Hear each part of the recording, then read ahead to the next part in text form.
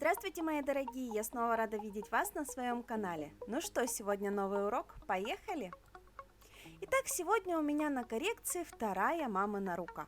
Как и на предыдущей руке, мы сначала сняли ей предыдущее покрытие, сняли основную массу материала, и в данном случае мы материал сняли очень-очень тоненько, до тоненькой подложки, потому что сейчас мы с вами будем делать аквариумный дизайн ногтей.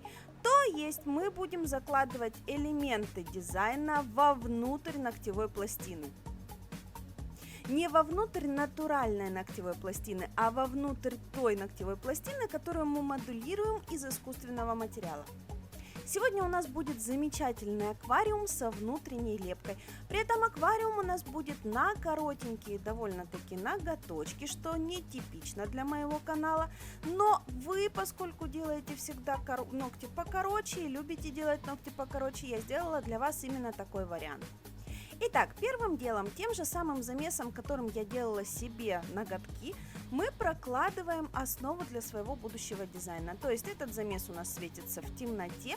Кто о нем не слышал, подсказочку оставлю, пойдите посмотрите, из чего мы его мешали. На двух центральных пальчиках мы замес выкладываем очень-очень тоненько, для того, чтобы не создавать излишнюю толщину. А вот остальные пальцы моделируем полностью в одну капельку во всю толщину будущего материала. Далее создаем будущий подфановок под наш дизайн. При помощи гель-лаков делаем небольшие мазочки, для того, чтобы наша фактура заиграла, чтобы дизайн стал интереснее, потому что светиться материал будет сквозь эти мазочки. То есть мазочки у нас светиться не будут. Будет выглядеть довольно интересно именно в темноте. Ну и поскольку мы потом дальше в аквариум будем закладывать лепленные элементы, то лепочка на таком более усложненном фоне смотреться будет тоже намного сложнее и интереснее.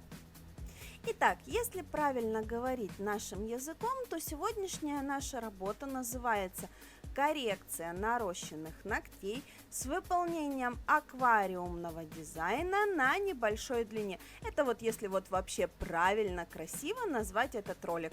Как я его назову, я, конечно, не знаю, но название вот именно такое было бы идеальным. Мы же тем временем собираем подфановок, и обратите внимание, все мазочки мы раскладываем именно в тех местах, которые в дальнейшем при опиле выпилятся самыми тоненькими. То есть это область кутикулы, свободного края и боковых валиков. Именно в этих местах мы обычно сводим материал на нет, поэтому в этих местах располагать какие-то крупные элементы нет смысла.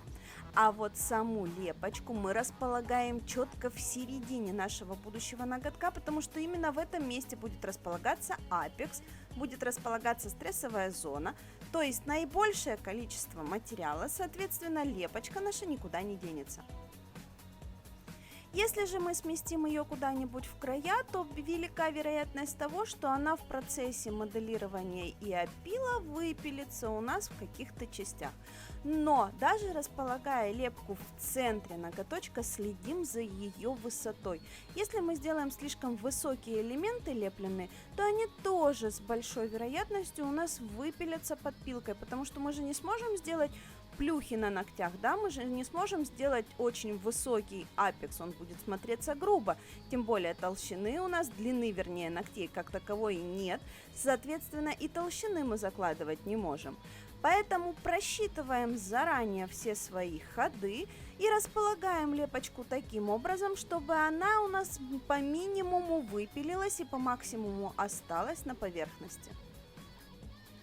В самой лепочке непосредственно, как обычно, стараемся облизнуть каждый элемент дизайна. Стараемся сделать таким образом, чтобы края нашей лепочки звенели, чтобы они были тоненькие, остренькие, чтобы материал в них лежал очень красиво.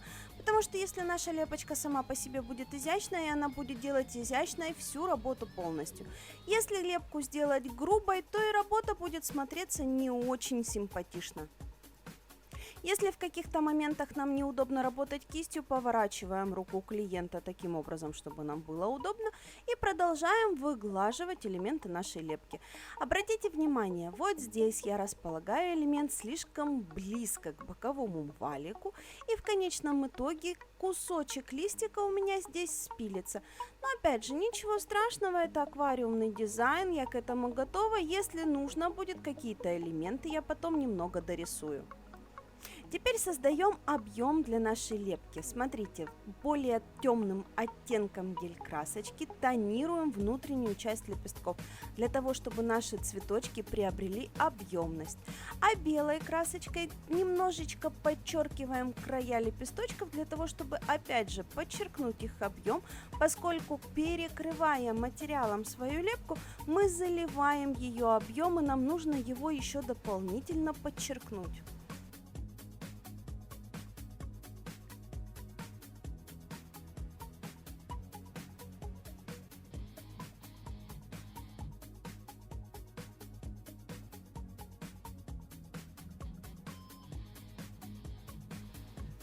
Конечно же, не забываем украсить серединки наших будущих цветочков, потому что без серединок цветочки не цветочки, как мы все с вами уже не раз об этом слышали.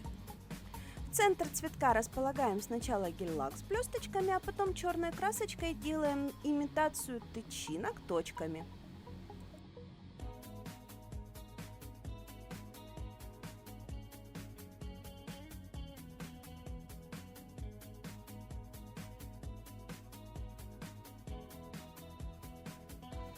И вот теперь самый ответственный момент — это, конечно же, запечатать наш аквариум. Для этого мы берем прозрачку средней вязкости, потому что благодаря ее вот такой вот полужидкой структуре она замечательно затекает между всеми лепесточками наших цветков, замечательно заполняет все какие-то провалы, какие-то отверстия.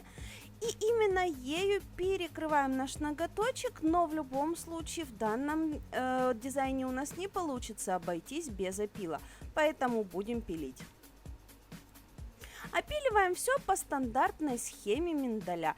Схему опила миндаля скоро вы увидите на моем канале, я ее для вас уже сняла, поэтому не забудьте подписаться на канал, нажмите на колокольчик, чтобы не пропустить новые ролики, потому что эту схему вы у меня давно-давно просили.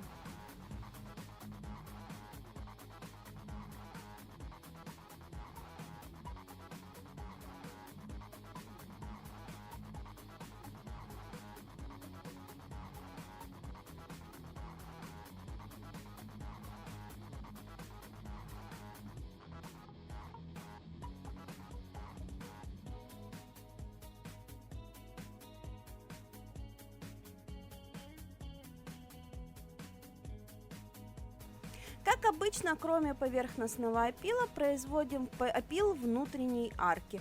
Почему? Потому что это руки моей мамы, они все вниз растущие, мы всегда эти ноготочки поднимаем высоко, для того, чтобы выровнять наш кончик. Поэтому нам обязательно нужно привести в порядок внутреннюю поверхность ноготка.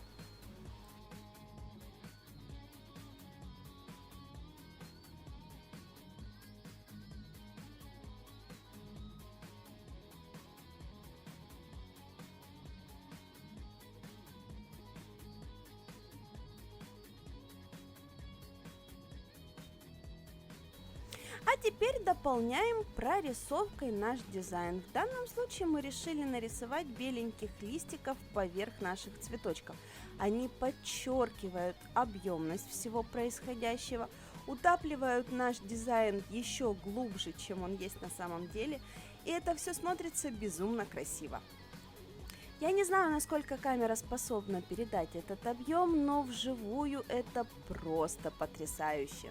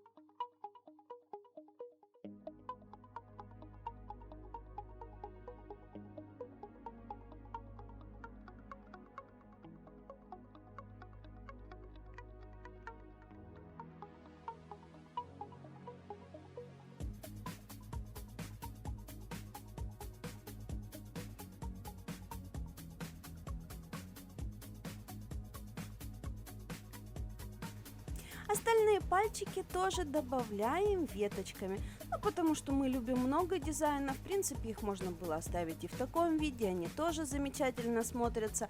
Блесточки никоим образом не перебивают наш дизайн. Но нам захотелось добавить больше прорисовки, поэтому веточки мы добавляем по всем ноготкам.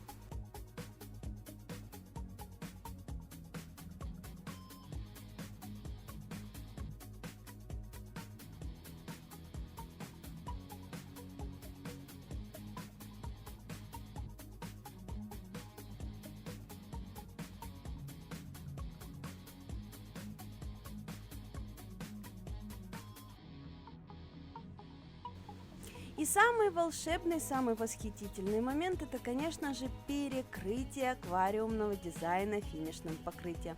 Тот момент, когда видно, что же вы здесь натворили, когда видно полностью вся картина, вот это вот волшебство ни на что никогда не променяешь.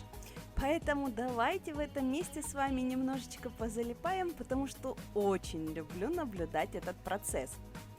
Итак, вот такие ноготочки у нас с вами получились. Вот такой вот аквариумный дизайн на небольшую длину. Длина не является ограничением для дизайна ногтей. Поэтому, если вам понравилось, не забудьте поставить мне лайк, подписаться на канал, потому что впереди вас ждут много интересных роликов. Я же на сегодня с вами прощаюсь. Всем до новых встреч. Пока!